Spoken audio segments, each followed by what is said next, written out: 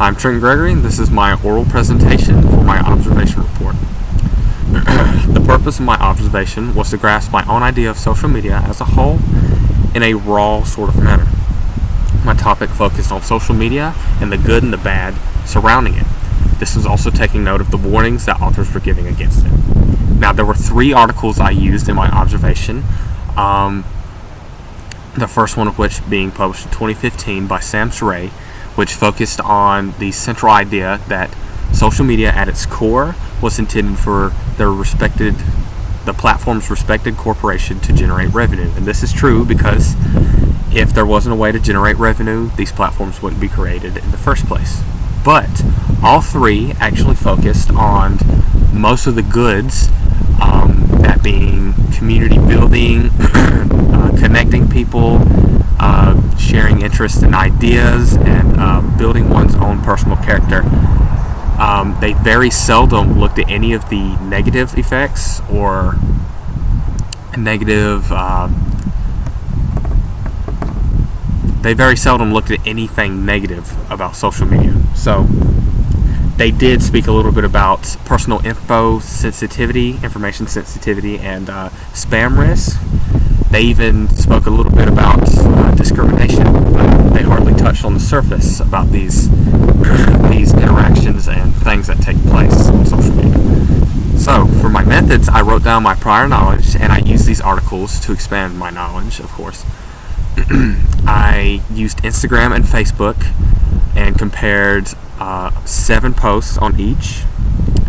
These posts were said to be randomized, but what I really mean by that is they were non-algorithm based. So I picked like a cat post from Instagram and a cat post from Facebook, a dog post from each, and then like a political post.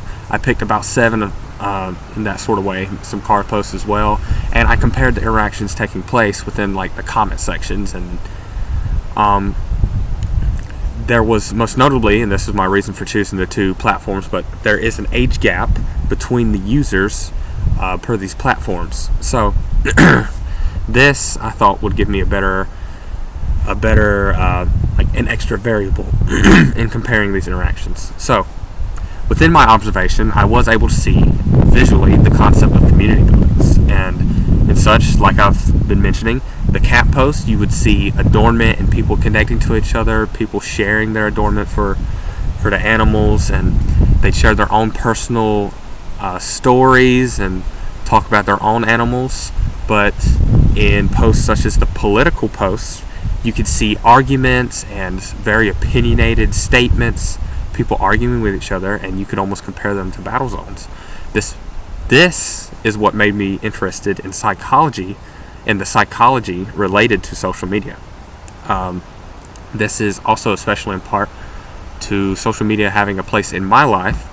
Recently I've deleted it, but my whole life, basically growing up, I've used social media as it's taken a big part in my generation's life. So growing up, I would always see these interactions myself, personally. In conclusion, I'd say you can see just about any interaction you can think of, even more than what these articles would mention. There are very seldom warnings about the harsh effects of social media use and the bad interactions that can take place. These articles barely touch the surface of the types of things that can take place, the things that people say. They're very minimum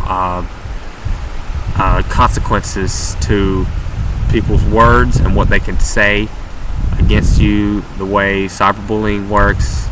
I also realized it's really hard to randomize these posts due to algorithms which are based from person to person. But this is the conclusion of my video.